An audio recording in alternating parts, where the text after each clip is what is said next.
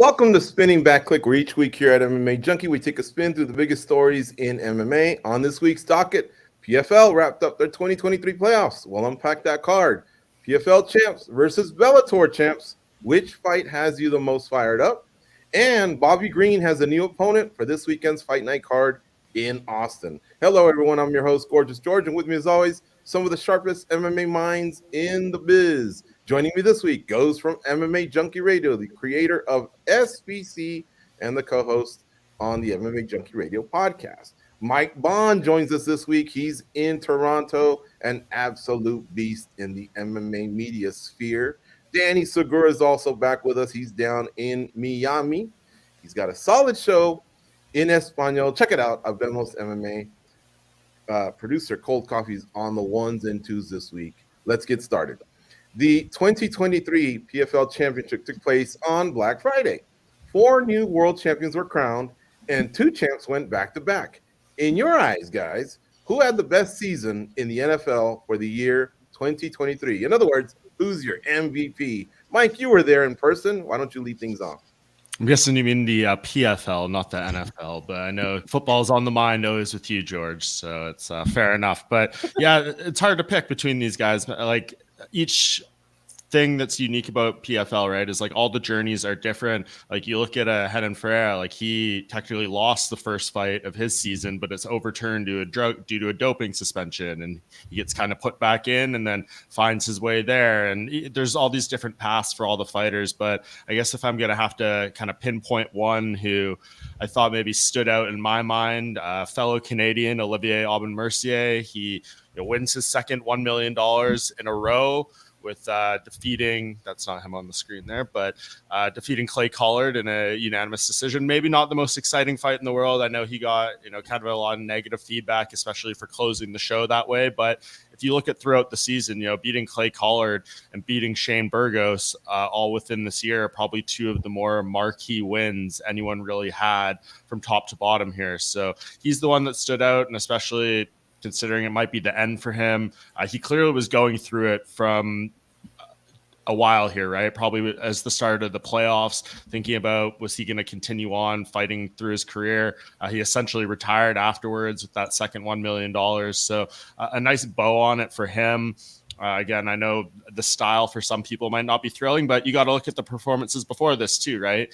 He finished Bruno Miranda. He finished Anthony Romero. So are you going to get really super mad at the guy for putting on a somewhat more risk-averse performance when the $1 million is on the line? I think we saw some of that throughout the night here, and I think that's something that I don't know how PFL can rectify. You're going to have people that are going to fight to win instead of fight to finish when you get to the very end here, and that $1 million is dangling right in front of them, and the check is sitting cage side. So I don't really know how they fix that. Of course, some fights are naturally just going to be more exciting than others, but that's something that I think you got to look at here. But in terms of, the run, the win, and just everything that kind of encompassed into it, Olivier Aubin-Mercier stands out to me, and I think he's got to be considered one of the greatest Canadian fighters of all time now, up there with George St. Pierre and up there with Rory McDonald. Solid, yeah. And boy, if I said NFL, I'm an idiot because I write the damn script and we went over this. So apologies. PFL wants to be the NFL of MMA with their season playoff championship format. So close. You're literally wearing an NFL shirt too. So I mean, yeah, no, I mean, no disrespect to them. I'm a fan of PFL. This was their biggest night of the year, and just everything coming together. Actually, their biggest week of the year, maybe their biggest week ever too, with everything coming over from Bellator. So I didn't want them to think I was punking them, especially because I am wearing my Niners stuff. All right, Goes, how about you, man? Who stood out for the whole season for you in the PFL? Well, Mike makes great points with OAM, and I've often said this: if you have a problem with the way the guy fights, your problem isn't with OAM; it's with the sport. That's just how the sport works. It's going to happen from time to time. But the guy's definitely in that Mount Rushmore of Canadian MMA. My guy, though, this season is going to be Jesus Pinedo. Look, the reason why I like this guy so much is he left 0 questions. At the end of the year, we usually have a couple questions, regardless of how well somebody does, right? 3 wins, and And you know, people are going to say stuff like, all right, but how would he fare against last year's champ? Well, he went through last year's champ. You know, what if he faced a wrestler? Well, he went through Bubba Jenkins. But Gabriel Braga's got his number, right? Well, not anymore, right? How about the judges? Judges weren't necessary. He got 3 straight finishes. He made $1 million. He's destined for another big matchup once they bring over the Bellator guys and they do champ versus champ. Like this was an absolute monster year for this kid. Peru has a new champion. I don't know if that has anything to do with George being in Peru or what. Is it a coincidence? I think not. But this dude has been an absolute monster this year, and he's left 0 questions for us to even think about with this kid. And I think he's still getting better. I think he's still trying to find his way in the sport. So I think next year is going to be huge for him. But this year, he definitely left the mark. Hey, hard to argue. Like I say, there's really no wrong answer here. It's all just about what you guys are feeling. How about you, Danny? You gonna follow up with one of these guys' picks, or you got one of your own?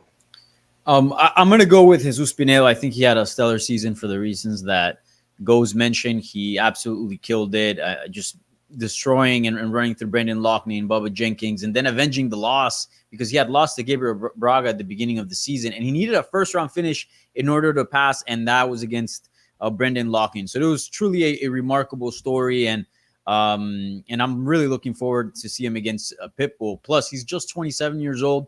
It just seems like there is a lot more to come from Jesus Pineda. So I'm really excited for his future. But someone else I want to shout out because I think they had a really good season. And maybe not so just the season, but what they won from it is Larissa Pacheco. I know in the season, Kayla Harrison wasn't in the women's season. But still, you know, she beat Julia Budd, a former Bellator champion, in the opening bout. And, you know, she won a second title, which not that many people can say that. So she's a 2-time PFL champion, another check from $1 million. And it looks like from the comments that we heard from Don Davis that she's got secured a fight with Cris Cyborg. So you're talking about a big legacy fight that if she's victorious, it can literally put her among the best that's ever been at 145 pounds. And we're talking about a fighter that years back, she was kind of seen maybe as a UFC reject. And I don't want to sound disrespectful, but she's clearly throughout her tenure in PFL turned that around and turned the perception around. And she could be on the brink of putting herself among the very best if she were to beat Cyborg, obviously. All excellent choices. Shout out to Magomed Karamov also doubling up and winning his second title. In the process, taking out the former champ, Sadabusi. But yeah, Magomed Karamov did it like 4 or 5 years ago and then came back and secured. Yeah, I think the longest break between 2 PFL championships. So that's obviously an accomplishment for him as well. So yeah, that's not an easy thing for him to do. And he's now the winningest PFL fighter, I believe, ever. I think he's 14 or 15-1 in the promotion. So he's been the depiction of consistency over the years. Had some weird stuff happen to him. He could have maybe had, you know, one more of these in there somewhere if kind of things didn't go awry. But yeah, for him to only have 1 loss in like 16 PFL fights is pretty impressive. Mm-hmm. I want to lean on on something with you, George, and you, Danny. George, because you just left there.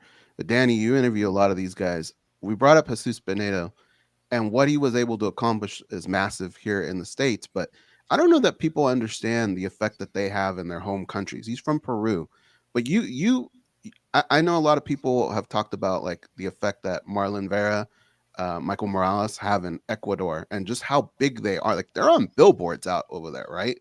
And I know PFL, they're looking to go different places, man, throughout the world. Danny, can you kind of like fill us in? Like how massive is this in these other countries where they come from? Yeah, I mean, this is huge. I saw the reaction from people, you know, from Peru just completely freaking out about seeing Jesus Pineda become champion and winning $1 million. That's a lot of money in Peru. I mean, that's a lot of money in the US, obviously, too. But in Peru, that's, you know, you times that a few times.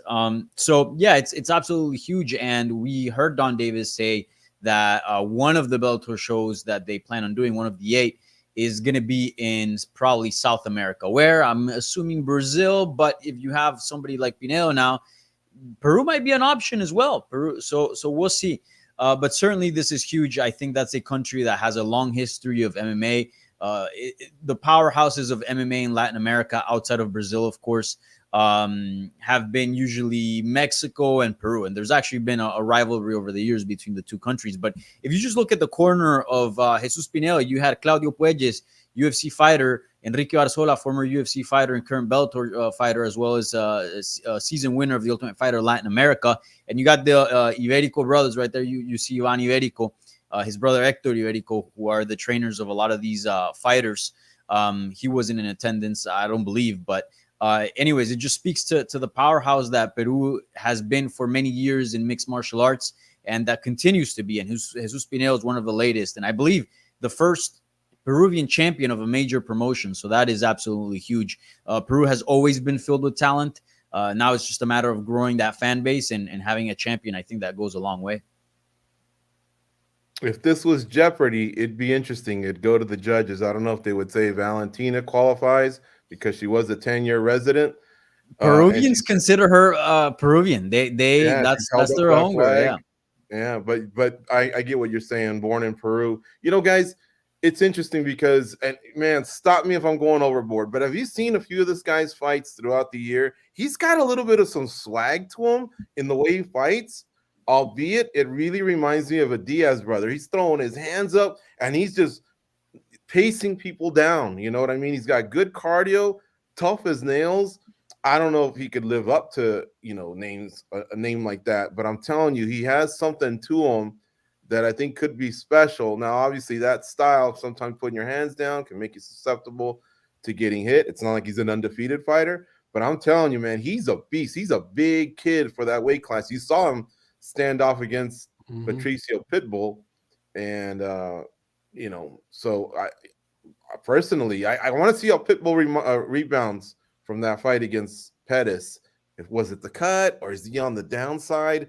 Who knows? But I'm telling you, man, this is one where it wouldn't be that crazy to see Pinedo beat this guy. He just keeps getting better and better. And so goes being down there in Peru, I did see that the scene's grown. Now, obviously, it's dwarfed, just like pretty much every other country in Latin America, by soccer. I only need to point to Argentina winning the World Cup and 5 million people showing up to downtown Buenos Aires and celebrating, right? It was the World Cup, I get it, and it's crazy, and they have Lionel Messi. But picture a semblance of that in all of these other countries. Soccer just dwarfs the sport. Doesn't matter that it's PFL or UFC or who it may be. But it is growing in terms of what I left the last time I was there, and that was in 2013. So if you Google gyms, just in Arequipa alone, like 2 or 3 popped up. Back then, I don't think there was even one big name fighter from anywhere out of except Lima, maybe. But it's definitely growing. It's got a ways to go, but people are drawn to the fighting game for sure in Peru. I can say that. Well, if you say if they're getting that down there, I can definitely tell you that Olivier Aubin-Mercier has no billboards in Canada. That's not even close. You don't see any of that type of stuff here. But I guess before we kind of move on from this, what do you guys think? Do you think his retirement sticks? I mean, he was very emotional in the cage after. He said all the things. Kind of left the door open a little bit when he was in the cage, but he seemed to almost double down on it when I spoke to him backstage when he went to his media scrum. This felt like a guy who's done at minimum, going to be off he's not going to be fighting in the next season. I don't think he's going to be available for a champion versus champion fight in February. Probably Bellator's champion Usman Nurmagomedov unavailable as well. But did you guys get the feeling this is the end, or do you think, in 2025, does he get lured back by a potential another 1 million? I think he comes back. I think in speaking to him, you could tell that this was going to be the last fight. But for now, he's got a new kid on the way. I understand why he needs time, but I don't think he'll be lured back for a season. I think he'd come back and do like one-offs. I would basically say the same. We got a chance to talk to him at the beginning of the season when he teased this could be it. And then we followed up at the end of the season just to recap. He did say the weight cuts are easier than ever before. It's just that grind. And like Go said, the additions to his family, being away from them, it's a lot. That's 8 fights in 2 years. And, throw in the other seasons, which maybe he didn't go the whole way. He's just been very, very preoccupied. Now, one year I think could rejuvenate him. and depending on what his contract is like, if it's pretty big for him to come for a one-off, then I would say 2025. That's the only way we see him. I don't think you'll see him back in the season. And it looked like it took every ounce of his energy to win this fight over Collard. It would have been stupid to stand with Collard. Collard is really seasoned, and he sat down quite a few former UFC veterans in the last few years. So he had to go the route of, grappling. Wasn't exciting or anything, but it looked like those scrambles, digging deep in the championship rounds, it took every ounce of energy. And look at him right now talking to Dan Hardy. You could just tell, man, this is a guy that's spent, maybe even broken by probably the career that he's had. He had probably at least 10, 12, 15 fights in the UFC prior to coming to PFL. So it's been quite a grind. And how many times do we also say leaving on top? Who gets a chance to do that? So if the Canadians do, him and GSP, baby, it's the way. If I can do a small correction, George, it's 8 fights in about a year and a half because he began the previous season in April of 2022. So that's grueling, man. I don't care who you are. That's got to beat up on your body. That's 8 weight cuts, 8 training camps, right? 8 fights. I think that's what he's going through right now when he says, I don't really feel it anymore. I don't know who does after 8 fights in a year and a half. Maybe Cowboy Cerrone or a few guys here and there can actually handle that type of volume of fighting. But most people would feel the wear and tear. But if you look at what he's putting out there as far as a product, he's still a damn good fighter. It's not like he's retiring or not wanting to fight because he's slowing down. It's literally his spirit's not really there. I think some time off and he's going to be wanting to fight again. I think he fights again in 2024, probably towards the end. But I don't see him back in the season. He's like 34, 35. Yeah. I think that's a young man's game. I think he'd be more interested in fighting once or twice a year, do a couple more fights before actually fully retiring. But just the fact that he left the door open, I think he comes back. Watch him take some time off, enjoy the money, enjoy time with his family. And I think he's going to get the itch again to fight again. Yeah, it's interesting. I would agree. Yeah, those PFL seasons are grueling, man. The people who do the 2 back-to-back, you see every time. Even Kayla Harrison, she's tried to do 3, and she was like, I just had literally nothing left in that 3rd finale against Pacheco. So yeah, it's a tough beat, but the reward is obviously significant. So this is true. 2 millies back-to-back. And I've told OAM, I don't know if you guys will agree, when you go back-to-back like that, what they don't get credit for, unfortunately, is it's almost like, okay, so he won it in 2022. When he comes back in 2023 and he fights 3-4 times, they're almost like title defenses, but they're not looked as that. He is the champ. Granted, not 5 rounds. I get that, but still, when I compile the rankings and I apply this mostly to Kayla. You look and you try and compare what she's doing pound for pound. She doesn't have title defenses because of the way that the season goes. So she gets robbed of that in a way, kind of. But, she's special and makes a lot of money. I'm sure she wouldn't have had it any other way. She did try going free agent route. Didn't work out. We'll see what happens in the future. But that's one thing that PFL, I guess, does take away from their champions is that type of legacy. Folks, listen, we got an hour here dedicated to this show, and we got 4 more topics headed your way. But I need you guys to hit that like and subscribe button. That's the way YouTube works. That's why I say it. It only takes half a second, and look at all the free content that you get on our channel. I mean, it's the best deal out there. Aside from spinning Back Clique, lots of pre and post fight coverage of all the top promotions in mixed martial arts. It is just full of videos. So I don't think we're asking much, but hit that like and subscribe, please. All right, we're going to move on here to the next topic. Speaking of Kayla Harrison, she was going to debut at 145 pounds. She's been a 55 champ back-to-back, like Mike noted. But this fight was at 150 pounds, right? So remember, Bud fell out. Julia Bud fell out. Aspen Ladd stepped in. Anyway, she won very impressively. Tip our hats. However, PFL executive Don Davis has already ruled out Harrison versus Cyborg as the next matchup, right? These are 2 titans who have wanted to collide for many years, but he's not saying that's the route he wants to take. He says Cyborg versus Larissa Pacheco is the fight to make. Do you agree or disagree with Don Davis? Goes?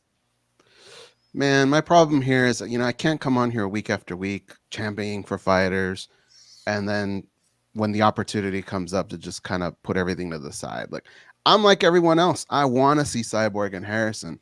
They, on paper, it's a fun matchup, and they've generated so much heat that it just has to happen. But I don't know that you could ignore Larissa Pacheco and her recent win over Kayla Harrison. You know, like, she's a winner over her, and that's just so hard to ignore, man. And I get what the PFL is doing. It would just be one little piece that's off in this whole equation that they're trying to do. That's going to be tough. Now, here's the thing, though, and we often talk about this with the UFC, is you can have your moments, you can have fun and do something that maybe doesn't make sense. You just can't abuse it. And I don't know that the PFL is in a situation where we would say you're abusing it. For the most part, every season, you know, it kind of just goes the way it's supposed to. So if they're ever going to do it, this might be the time, but I just don't see it happening, guys. It's a huge risk too, because, you know, what if Larissa Pacheco beats Cyborg for some reason? What if Kayla Harrison, you get another opponent and she loses? There's so much on the line. There's such a big risk in all of this. But at the end of the day, I think it's just the right thing to do. Just do the champion. And I think it's all going to work out, but huge risk. All right, Goes says to stick to the script. Well, remember that, Goes, when we're talking about a different topic later. Yeah. But you did kind of cover yourself a little bit. Sometimes one-offs do work. Danny, what do you think, man? I think Ghost is wrong in this one, man. You got to do Cyborg versus Harrison, and I think this is where you got to leave some wiggle room to kind of go outside of the sporting merit. And you guys know me. If you guys have seen this show long enough, you guys know that I usually all my decisions or opinions are based sporting wise, not really for the hype or the money or whatever the case may be. But you got to leave some room for these type of fights. This is literally the biggest fight PFL can possibly make. I dare you to name another one with this Bellator merger that bigger than this one, Cyborg versus Harrison. And you're losing the possibility, or you have the possibility of losing this fight if you put Pacheco in there, because Pacheco, she just won 2 seasons. She's tough. She beat Harrison. She can definitely upset Cyborg. Now, I'll probably have Cyborg as a favorite, but I do not discount by any means the chances of Pacheco. And you can possibly lose that Cyborg fight against Harrison if she were to take a pretty big L there. So don't risk it. Make the Harrison versus Cyborg fight. It's literally been years in the making. Give Pacheco some money to sit out, or tell her, hey, look, you can still get another name opponent. How about a Kat Zingano? How about a Sarah McMahon? We'll take care of you. But Cyborg versus Harrison needs to happen. And it's not like a win over Pacheco for Cyborg would change the fight between Harrison and Cyborg. I mean, it's not like we go, oh man, now this fight's a lot bigger, because sometimes you do want to take the risk, because the fight can get bigger if the A or B side get another win, specifically if it's over a named opponent. But at this point, Cyborg is who Cyborg is. I don't think fans are going to have a change in mind if she were to beat Pacheco at this point. So you got to make the fight right now. I think they're taking a huge risk in potentially losing this fight or losing hype in this fight. I think if Harrison or Cyborg were to lose and you were to make this fight later in the year in 2024, it's going to lose a lot of its taste, a lot of its heat. So you got to make this fight. I think the PFL is taking an L here. All right. So, Mike Bond, you're the tiebreaker. Goes agrees with Don Davis. Danny says Don Davis tripping. What do you say? This is a tough one, man. I think I fall somewhere in the middle for sure. Both these guys make great points. It's hard to really disagree on all sides, whatever move they make. It's just how are they going to structure it, right? Like if they're doing this whole champion versus champion card and you have the champion of every weight class fighting the one from the other promotion, then you just randomly be like, sorry, like Kayla Harrison's the bigger name than Larissa Pacheco, even though she's the champion of this division and won the season. And Kayla Harrison hasn't even had a real women's featherweight fight with PFL. It does look a bit goofy. It goes against all the format, and fights are, you earn your way here. We don't do favorable matchmaking and things like that. Kind of goes against the PFL mantra, but at the same time, what do I want to see? I want to see Harrison and Cyborg. Like that's the fight we've been building to for so long. We had it signed at one point when last time Kayla Harrison was a free agent and was going to go to Bellator, and we were going to get that fight, and PFL matched the deal and had to bring her back for another year. And once again, here we go. She's going to be a free agent again as about 33 days from now when the end of the year expires. And who knows, maybe the UFC comes in and wants to scoop up Kayla Harrison and she gets plucked right out of this mix and she goes over there and the whole narrative changes. But it's going to be really interesting to see what happens. Does PFL need to guarantee that Cyborg fight for Kayla Harrison next if they want to sign her to a new contract? Is that going to be part of the negotiations when, you know, the people from Dominance MMA go in there and sit down with the new PFL brass? There's a lot to this, but if you're just asking me straight up, what fight do I want to see more? Yeah, it's Cyborg and Harrison. I think Pacheco could be maybe a more competitive fight, a more dangerous fight. She's been on an absolute roll and she has earned something big for herself, but we know how the sport works. And I think if you're following the money and you're following the legacy fights and all this stuff, what the fans are asking for, it's got to be Harrison and Cyborg. So I hope that's ultimately what we see. But if it's Pacheco and Cyborg, that's not a bad alternative either. Good stuff, guys. You know, I was thinking when Nunes lost to Pena, you know, it kind of ruined potential super fights if there were to ever be one, right, amongst those other two. But then I thought, did it really? Because they're all so great that I think we still want to see them. But the thing I like about Kayla versus Cyborg is there seems to be heat there. And because of that, like, for example, Connor and Nate, yeah, we're like, we don't want to see the third one. But once fight week comes around, we kind of want to see who comes out of this 2-1, right, over the other guy. So who knows? I do like them sticking to their guns a little bit and leaving the politics out of it. I appreciate that, Don Davis. I will say that. But, yeah, man, this is a new organization, not even 10 years old. And sometimes when there's a pot of gold sitting there, a huge, huge fight, do you risk it? I don't know. Lots to consider, and I'm glad the guys broke it down. What do you say, though? Like, okay, so let me ask you guys this, or Danny, because I agree with you, Danny. I want to see this too. But when you have to go knock on Larissa Pacheco's door, what do you tell her? Because if we're all going to a steakhouse and we order a steak and they bring us back a hamburger, we're not going to be happy. What do you tell her? Well, you got to be like, this is the route we're going. This is the biggest fight that, you know, this fight's been building up for a while. Look, we're going to take care of you. We'll give you some extra money. We'll, if you want to sit out and fight the winner, you can, or we can give you another alternative that's still a good name. Because let's face it, like outside of Kayla Harrison and Julia Budd, like Larissa hasn't been able to get many big names as well. And I'm sure she's trying to get that. Sure, Cyborg is probably the biggest, but there are also other fighters that can add to her legacy. So again, offer her a Kat Zingano, a Sarah McMahon, girls that have fought for UFC titles and are known names. I think with that, a little bit of money and guaranteeing her getting the winner of Harrison versus Cyborg, I think that can maybe go a long way. Again, it's not the best scenario for her, and in that case, like she is losing a little bit. But if you're asking what's the biggest fight possible that PFL can make, I am certain that is Cyborg versus Harrison, and you do not want to toy around with the chances of losing that. So just make the damn fight. It's finally here. But Mr. Danny, I champion and I beat her.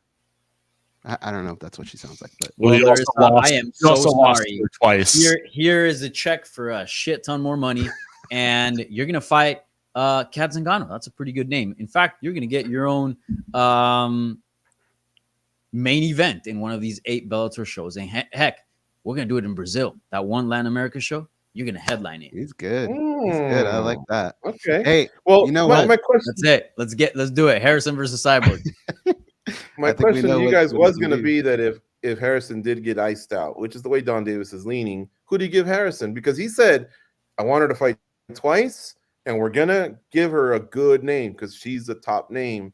So who do you guys think? Danny threw out a name there, but I'm sure there's a few others maybe that might be floating. Any suggestion, guys, for Kayla Harrison? Leah McCourt. Solid. All right. She just beat Kat Zingano, so she definitely has, you know, some status. How about you, Mike? You feeling either of those matchups? Zingano, McCourt? Does any one of them I know what be Mike's more gonna fair than say. the other? There's got to be that option of Kat Zingano and Sarah McMahon, right? Like, I mean, that's just Yeah. Those are really the only Not three options. ones. I mean, this is what PFL paid for, right? You have a legitimate women's featherweight division that has, you know, good people. Even like a Sinead Kavanaugh is a big step up from some of the people Larissa Pacheco has been fighting. I mean, do we need to see her fight Alina Kolesnik for the fourth time or fifth time or whatever it would be? Like, there's going to be fresh fights, and that is significant in its own right. Mm-hmm. All right. Well, we'll see. We'll see how it all plays out. There is a free agency coming up for Harrison, so I think we got to, or not we, but the PFL needs to address that. But it is interesting, and it did add for a lot of commentary. In fact, in the comment section, I'll read a few because you guys were pretty passionate here. Let's see. Nutmeg Riot says they love Kayla. They'll probably give it to Pacheco first and hope Cyborg gets old in the meantime. So it's an easier fight for Kayla when it does happen. I'll give this to Kayla. She looked pretty good. And she looked good, refreshed. Stand-up looked a lot more crisper. Steve Blunt, I don't know if this is true. I didn't follow up on it, but he says Cyborg doesn't want the fight. He questioned her about it on Twitter and got blocked, and she hinted at retiring. That's the part that I'm Can not I tell sure everyone about. a secret? Mm-hmm. That's not actually Cyborg on Twitter, so don't freak out. It's her husband running that account, so I wouldn't put too much stock into those tweets. And to make a suggestion, Steve, when you post a comment, it should always start with "to be blunt" and then go with what you Allow what you me to got be there. blunt. Exactly. Let's see here. Shane Sutherland says, I bet Cyborg won't fight Nunes. LOL. Nunes. I'm not sure. Maybe he meant wouldn't have Nunes fought is her. retired, so Yeah. Yo, I'll take once, that bro. bet. I bet Cyborg doesn't fight Nunes again. yeah. She would though. I guarantee she wants that rematch, whatever people may think. And she was not all that far off to going back to the UFC last year when she was a free agent herself. So keep that in mind. Me Diamond 44 says Cyborg versus Kayla needs to be the exception. Yes. Period. Exceptions are good, but I think we've also criticized the UFC for not going down the route of most deserving because they make exceptions. So I don't know. I guess you're always going to upset some people and please others. Who knows? Keep them coming. I'll look in the chat for some more participation. Facebook, I know you are watching. YouTube, you're watching. So either one of them, I can get to them. Just make them some good ones. All right. We're going to move on here, guys. Throughout the week and during Friday's broadcast, many potential matchups were proposed. The fighters themselves, MMA media chimed in, MMA fans, they were active on social media. I want to know which matchup intrigues you the most. So I'm talking about those champ versus champ fights. They teased a couple there, right, during the broadcast, bringing out Pitbull, for example, against Pinedo. But you guys can do the math. You know who the champions are at both organizations now. Now, if there's something out there that isn't a title fight that you think, hey, I just got to say this, go ahead. Danny, start off. I really like the Pinelo versus Pitbull fight. That one I'm really excited for. Pinelo, again, as I mentioned, 27 years old, defeating Brendan Loughnane and Bubba Jenkins. That's not an easy thing to do. And then taking the undefeated from Gabriel Braga as well. Not an easy thing to do. I really do think that this fighter is on the verge of turning a corner, and he'll be talked about some of the world's best at 145 pounds. And what a better way to prove that against Patricio Pitbull, who's probably the most, maybe outside of Cyborg, actually, but outside of Cyborg, probably the most legitimate fighter on the Bellator roster in terms of how people perceive him among the world's best. We're talking about former 2-division champion and a current champion at 145 pounds. So I absolutely love that fight. That's my number one fight between the champ versus champ fights. Solid. And by the way, man, I love that stare down. Even Pitbull was trying to maybe get a little intimidating there. And Pinedo did not back down. It looked like he's just a natural at this. Some South American gangsters right there. Yeah. Mike, how about you, man? Which matchup intrigues you the most? Yeah, if we're doing no Cyborg and Pacheco in there, which I think is up there, it falls off a little bit, but I am somewhat interested in Impa Kasamgane, Vadim Nemkov fight. I think, that could have some interesting layers to it. Nemkov has pretty much done most of what he can in Bellator's light heavyweight division. I know he's talked about moving up to heavyweight too, and so did Impa when he called out Francis Ngannou afterwards, which I think was a bit of a swerve for some people. But yeah, I mean, I think the big ones there, kind of what Danny mentioned, and the championship fight between the women stands out. These other ones don't have quite that same level of appeal there, but I do like Impa's story and where he's been through, and I think what he's done since that Joaquin Buckley knockout has been nothing short of remarkable, and blew away, I think, the expectations of a lot of people already. And so who's to say he can't beat Nemkov too? I mean, Nemkov's looked like an absolutely dominant force, but maybe that's the case. So we'll see how this all goes down. But yeah, that's one that I think is interesting to me as well. Maybe the Magomed Karamov and Jackson fight after seeing them face off, but Jackson just feels so new as far as being a Bellator champion. Just won it a few days ago. I don't really think about him in that mind quite yet, even though he obviously had a spectacular performance beating Amosov. So yeah, if you're making me pick one, I'll pick Impa and Vadim. All right. How about you guys? You echoing one of these, or you got one of your own? Well, yeah, I think that Pitbull Banana is really good, but yeah, I'm gonna think outside the box a little bit. I know the PFL. I'm gonna maybe try and make a plea to them a little bit, because it seems like they do have a plan for Derek Brunson. But I think Derek Brunson and Johnny Eblen would be so much fun, man. And whether that's for fun or to start a new division, I don't care, man. I just want to see those two fight. And they kind of had a conversation, and they both seemed to be into it. And I think if you look at the matchup itself, I think it's a fun matchup, and when you look at these Bellators versus PFLs, arguably, when you look at Bellator, some of the guys that are coming over that don't have a division are the ones that you want to see the most. And this is one of those cases where I think Johnny Eblen, Derek Brunson would be a hell of a fight, a banger. I know that once that gets going, they're going to start chirping, they're going to start getting in each other's face. And the fight itself, dude, tell the judges to go home, man. I think that's going to be a really good fight, and I don't know that it goes the distance. Nice one. I like it. And of course, we're not stupid, folks. We just covered Cyborg versus Harrison or Pacheco. That obviously would be a good one. And there's another one lingering out there, but I think it'll be good for a topic that's coming up. So these were money. I like them all. You're right, Mike. I was thinking about it. Jackson's really earned what he's gotten through that streak he had that led into Amosov, and then hanging that first L is amazing. But you're right, it's like there's not that run yet to go, oh yes, let's match him up against Karamov. That's the only thing that's missing. But not taking anything away from Jackson, man, that was one huge win that he pulled off on the historical Bellator 301 card. Good stuff, guys. Medeiros, Shane Burgos. Let me throw that one out there too. Yeah, that's a fun fight for sure. All right, let me ask you guys this.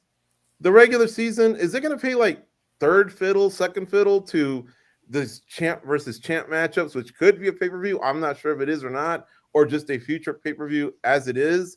What do you guys think, man? What do you think of the regular season, I guess, is my question, going into 2024 after you've seen everything that the PFL and Bellator are laying out? So just a quick roundabout here. Danny, back to you.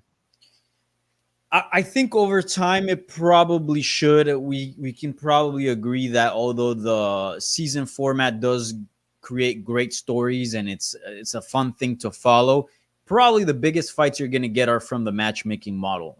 If not, everybody would be doing tournaments and not matchmaking model, right? But this is a business, so people will go the matchmaking route. So I think over time, these 8 events that they are going to hold very dearly in these 2 pay-per-views, I think that's where you're going to see the biggest fights. And I think the PFL season over time is going to become something that people love to follow, something that is good at discovering talent. Like all of a sudden we're talking about Jesus Pinedo when at the beginning of this year we weren't at all. So I think it's going to be a proving ground for fighters as well as creating stars. And as well as, there a lot of people obviously love the UFC product. UFC is very popular. But, there are a lot of complaints, especially from the hardcores, about it being not 100% fair. I think this is where PFL comes in, and it's like, okay, we do matchmaking as well, but we also have this branch that's 100% merit based. And look, we do cater to the sporting side. You can make money just being a damn good fighter, not necessarily talking trash and vouching for certain fights. So I think that's the way it's going to be looked at over time. But for now, it's obviously the main crown of the company. All right, how about you guys? Does that format still intrigue you now, or do you think you want to see it kind of migrate into what we see from the other top promotions?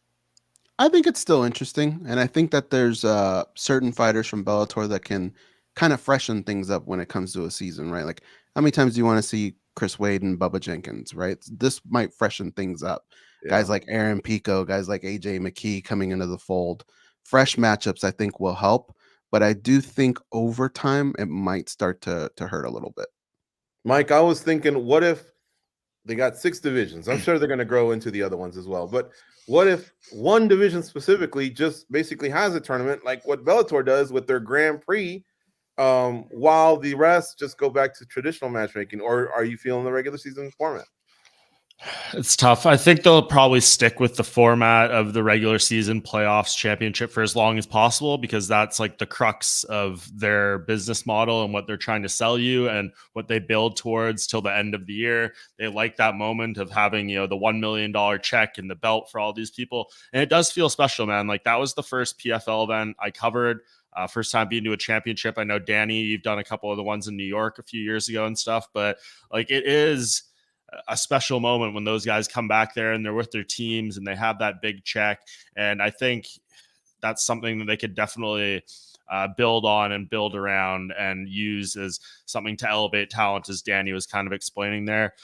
It's tough. It's a tough watch sometimes. Like, that was a slog of an event. You have 7 fights on the pay-per-view, lots of decisions, like all those 5-rounders. Having 6 5-round fights in one night is a lot to ask out of your fans, especially, as I said earlier, when you're going to have fighters who know so much is on the line and they might compete a little risk aversely, knowing that that paycheck that's been dangling in front of them for a year is there and they want it. So maybe there's a way you can tighten this up somehow. I don't know exactly what that would be, but I think they will stick with the regular season format for the foreseeable future and just kind of build around it. I think they've established pretty clearly what they want to do with these pay-per-view super fight series events and then the regular season stuff and all that. But I think all of it will be kind of used to build and promote the regular season. But we'll see what happens. I think that'll be the case definitely next year.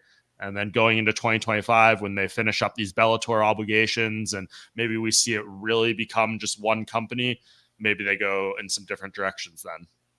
Yeah, they got 5 branches. They got Europe, they got challengers, they got the regular season, pay-per-view, and I'm not sure if Africa was one of them or what's they're happening. Planning Africa, they're planning Asia, Yeah. all this stuff, South America. So, yeah. I want to throw this out there, Mhm. and this might be I don't know if I should probably throw this in out there in the universe, because it's probably a heavy load for us media members. But Bellator used to do it. What if they split the championship fights and do 3 in one night, 3 in another, and go, say, Friday and Saturday back-to-back events, and you can buy the pay-per-view, and the pay-per-view gets you both cards. And you kind of you're able to fill in a little bit more prelims and get a little bit more slots for those 200 and plus fighters they got from the Bellator roster, some fun matchups, and you only get 3 title fights, because 6 title fights in one night, that's a lot. Yeah, I don't hate it. Either way, they're heading towards global effing domination.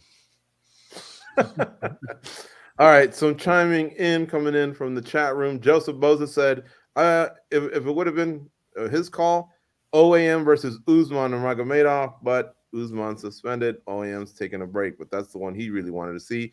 Steve Blunt says, I wish PFL would ditch the season format. The off time is whack, and we don't need more tournaments that are drawn out.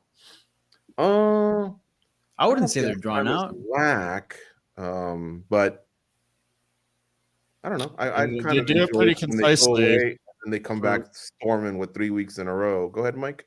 No, I was going to say they do it pretty concisely. It is a bit of a crapshoot. I mean, look what happened with all the failed drug tests and stuff this year. It completely overhauled it. So it's by no means perfect, but they set their timeline and they actually meet it regardless of who they have to sub in and all that. You can not say that for Bellator, who has had every Grand Prix in the Scott Coker era be more or less a crapshoot.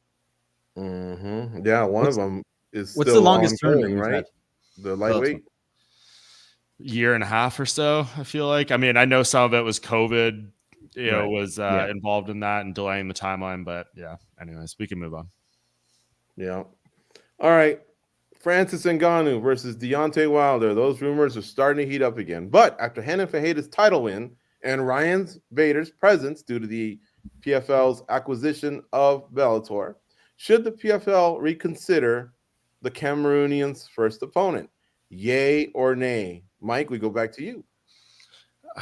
Nay. I mean, there's Renan Ferreira is impressive. Ryan Bader is, accomplished a lot in his career between UFC and Bellator. But do I want to see any of those guys desperately against Francis Ngannou? Not really. I mean, I'm fine watching Francis fight anyone at this point, but just given all the clout he got for himself after that performance against Tyson Fury, it does feel like a bit of a letdown. The Deontay Wilder mixed rules idea is fairly compelling, especially, having those two guys get in there and have a fight with like a striking fight with 4-ounce gloves or something would be absolutely insane for the 45 seconds or whatever it lasts. But yeah, these are, I guess, fine secondary options, but Don Davis even says it himself, right? He's like, we have this one that's up here. It's super interesting. And then the other ones are kind of down here and then like way down here off screen. So I think he even understands this and recognizes this. But as I say a lot in the sport, we don't always get the plan A from these promoters. Oftentimes it's plan B, plan C. So they seem to have at least all those in tow and they're being upfront about it.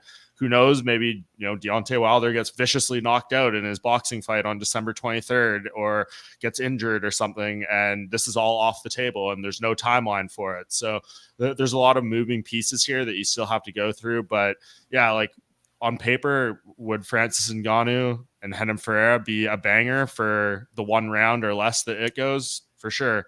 Ryan Bader, I mean, I think we all know what he would try to do in that fight. He's not trying to stand with Francis Ngannou. So that feels like definitely the least intriguing option, especially if you're trying to be PFL, make the most you can out of this Francis Ngannou acquisition. Like, how bad would it be if you throw him in there with Ryan Bader and he just gets like 50-45 being wrestled the entire time? That's not going to be a great thing. And that hurts his brand and his stock and all that stuff. So yeah, I think that's kind of where I stand on all that right now. And who knows, maybe something else pops up in the near future here and another player inserts himself into this mix. But yeah, that's kind of where it stands for me.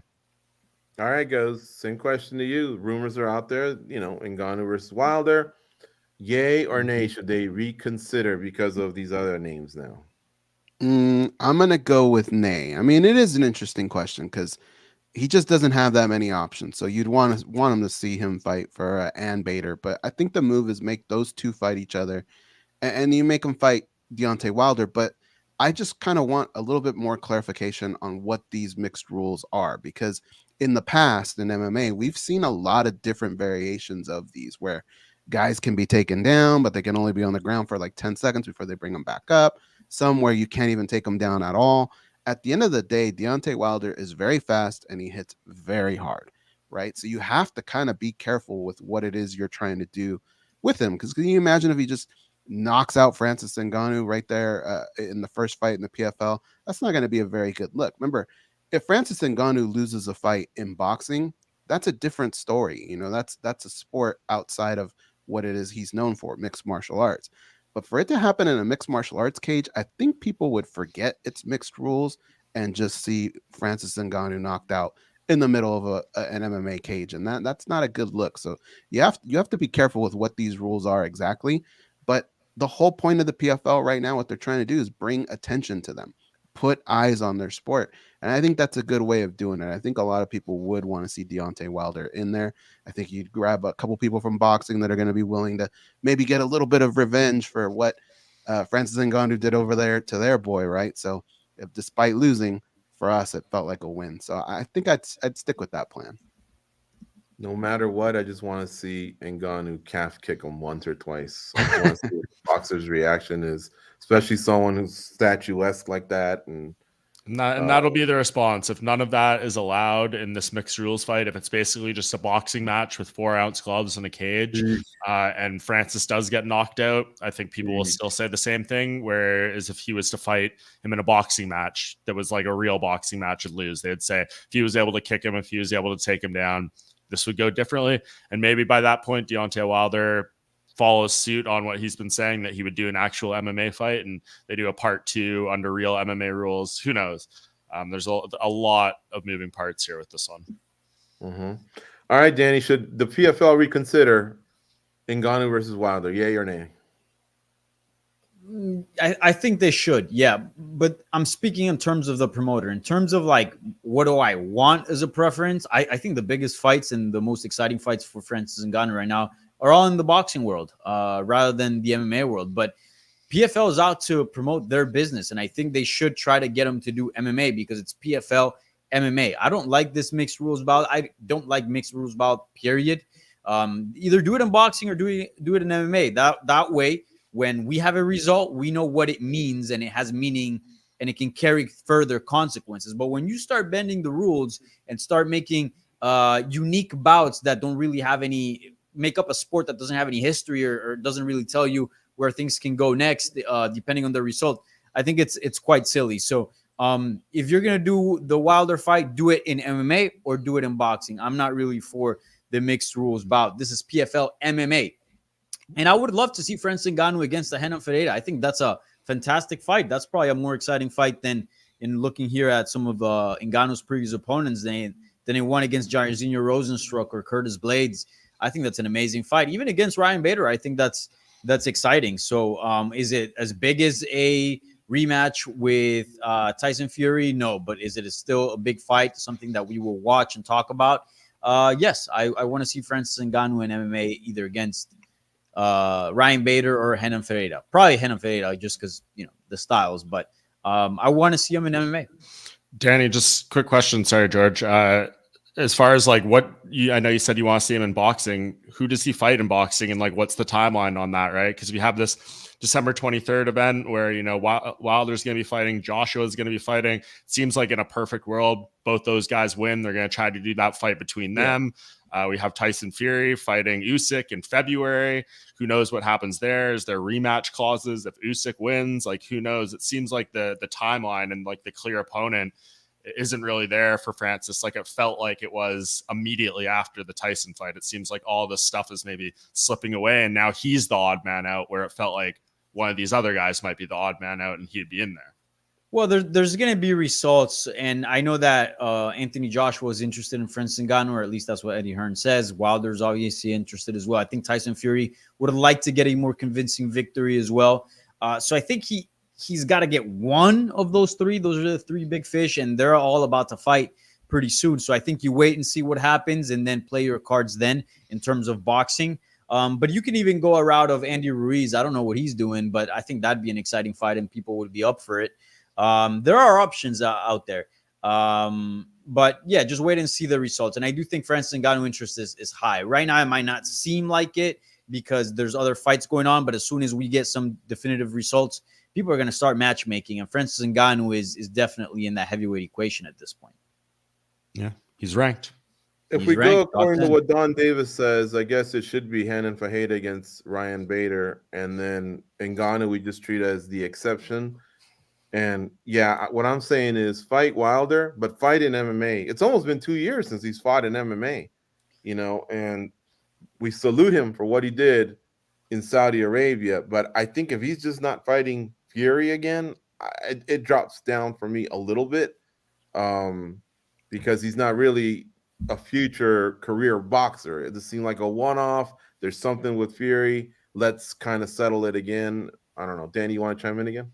Yeah, I just want to point out something. Why is it that in the boxing world, it seems like we're all okay with the occasional big fight, but a lot of fights that we know how they're going to go, and there might be some more competitive than others, but we're okay with sort of tune-up fights or just, keep busy fights. Why is it that we're okay with that, but not in the MMA world? Like, and I don't mean any disrespect to some of the fighters that I'm about to mention, but you guys wouldn't want to just see Ngannou keep busy, let's say against a Ben Rothwell. Why is it that we're not okay with that? But like I saw, for example, I covered Canelo versus Yildirim here at the Hard Rock in Miami. Some people complained about it, but the show still went on. People bought tickets. People saw the fight. Why can't we get a Ngannou Werdum, Ngannou JDS, Ngannou Rothwell in the meantime as, you know, we cook up for bigger fights? I think for me, I think people just worry so much more about the consequences. They know there's so much more ways to lose in MMA. And if you see, you know, a boxing fight, you know, Canelo's significantly higher class than some of these guys. And unless something freaky happens on the night and he has the worst night of his life and the other dude has the best night of his life, you kind of know in advance what the result's going to be. With these, maybe you kind of do a little bit too, but we just see so much weird stuff happen in MMA. We were kind of talking about it with, you know, Cyborg and Pacheco and Harrison earlier. Like, someone slips on a banana peel. There is no true, real warm-up fights in mixed martial arts. So you can be selective and do certain matchmaking. I know, you know, Don Davis, I think he did call the Harrison Ladd fight a tune-up fight for Harrison, as disrespectful as that may have been to Aspen Ladd. So yeah, there's an element of that. You just got to be very, very careful. And when you're talking about a prized investment like Francis Ngannou for PFL, I'm sure they just want to be very confident in what they're putting out there and feel that there's an upside maybe on both ends. Okay. All right, guys. Last topic. Dan Hooker's out of his co-main event matchup versus Bobby Green at this week's fight night in Austin. You all know that, obviously. Many fighters did step up asking to be the opponent. Rafael Dos Anjos, Terrence McKinney, Jared Gordon, just to name a few. However, the UFC picked Jalin Turner. Guys, did they make the right call? Are you in or are you out? Goes. I'm okay with it. You know me, I want the fairest fight, the best representation of who each fighter is. If you look at RDA and his skill set, it's so much different than Dan Hooker. So that, I think, would be a little too much. Jalin Turner's attack is a little bit more similar to what Bobby Green was probably preparing for. However, I would have gone with Jared Gordon, man. When you think about it, he just fought, so he's probably in somewhat good shape. They've already prepared for each other, so it's not like night and day or anything like that. And they have unfinished business. I think that probably would have been the best bet, but I'm okay with where they ended up. Mm-hmm. All right, Danny. I think this is the best option available. Obviously, a Dan Hooker fight was the fight to make, but if you look at what the options were after that, I think this is the best one. I think this is the best one. You can make cases for others, but if you keep in mind the rankings, if you keep in mind action, I think this is the best option. So I absolutely love it. I think we went from an A matchup to a B plus matchup here. All right, Mike, how about you? Yeah, I tend to agree with Danny. I mean, to have someone step in on less than 2 weeks notice, 10 days or whatever, and have them still be ranked above Bobby Green, where you're giving him that incentive. I know according to the UFC's rankings, at least, Dan Hooker was 9, Jalin Turner is 12, and Bobby Green is 13. So you're giving him still the step up he wants, an upside fight. He said, you know, he doesn't want any more of these boring wrestlers or whatever. Like, you know, he's had to fight the Islam Makhachevs, the Grant Dawsons, who, you know, didn't get the chance to take him down before he finished him. But that style, Jalin Turner is going to strike with him. From the sounds of it, as you saw, like, this fight get announced, apparently these two do have a bit of a history between them. Apparently they've trained together numerous times in California over the years, and sometimes stuff has got pretty heated between those two. So I think that adds a layer. I'm sure we'll hear them talk about it as fight week goes on and they appear at their media availabilities and stuff. So yeah, that's a great one. My only concern with this is Jalin Turner going to make weight? Can he make lightweight? He's had struggles. He missed weight the last time out against Dan Hooker, and that was a fight where he had a full camp, full preparation, fighting on a main card on International Fight Week. Like, you can't ask for a bigger position in your career than something like that. And to miss weight there was a bit of a red flag. And then now you're asking him to come in and hit lightweight when he wasn't in a camp. It's not like he was supposed to fight, next week and they just moved up the timeline or something. So that's something, of course, we're going to have to ask him about and keep an eye on throughout fight week and on Friday at the weigh-ins. But if he can go in there and make weight and he's prepared and everything, perfect world scenario. But if he comes in and misses by 4 pounds or something on Friday, and we have to question, is Bobby Green going to take the fight against this overweight opponent, and have to go through that whole process. Of course, in hindsight, it might look like the wrong decision when you know some of these other guys out there would have hit the weight. Yeah. And I guess you can reheat Gordon versus Green at any time, and it'll be good. Gordon's status went up a little bit after that win in New York. Mike, isn't that kind of what happened with Wade and Bubba Jenkins? Was Wade was over, and so you're thinking along the lines of that? That could just cost the fight itself. It's well within the right, but we know Bobby Green. Like, Bobby Green's probably going to take the fight unless he misses like 7 pounds or something crazy like that. But if it's 1 or 2, I'm sure he'll do it. But that's not the ideal scenario. He wants to make weight and wants to have this, count towards all the lightweight records and all that stuff. So hopefully it's a non-issue for Jalin Turner and he goes in there and we get the proper fight, because this is a banger and a great matchup. We're doing 1 minute of overtime, but I asked for 30 seconds more, and I'm going to make this quick. Guys, what excites you more this weekend? Rothwell Duffy, Alvarez Perry over at BKFC, or Turner Green and Sarukian and Dariush over at UFC Austin? Go first. Honestly, it's Alvarez Perry. There's just no way like those guys are going to behead each other. That's going to be insane. Danny? I'm going to go over in the UFC. I'm an MMA junkie, right? I love BKFC as well. It's grown on me, but MMA is still numero uno. So going with UFC. Mike Bond? Yeah, UFC is the better card, the more significant fights, but Alvarez and Perry, I will definitely make sure that I'm watching that. And I honestly forgot it was this weekend already. They've done a good job promoting it, but it crept up on us pretty quick. That's a nice card BKFC put together. UFC is a fantastic fight night card, though. This is one of the best of the year. So it's hard to overlook that stuff and all the other great fights out there outside of the ones you didn't name.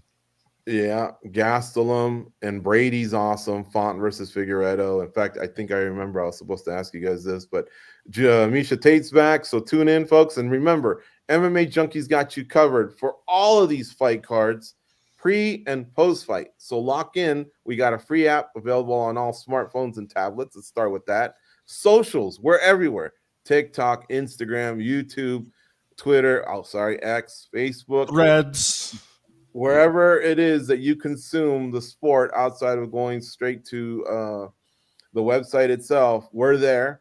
Lastly, hit the like and subscribe button. It'll help this particular show in this algorithm time that we're living in, and it'll allow the show to grow. So that's all we ask from you guys. And don't forget, we're here every Monday, noon Eastern, 9 a.m. Pacific. And it's a great show. We discuss all the latest news, and it's available right away as soon as the show's over. So we're out of here for this week. Enjoy UFC Fight Night in Austin and BKFC, and all that, like I say, is covered on the website. Go out and be a champion. Take care, folks. We'll see you in a week.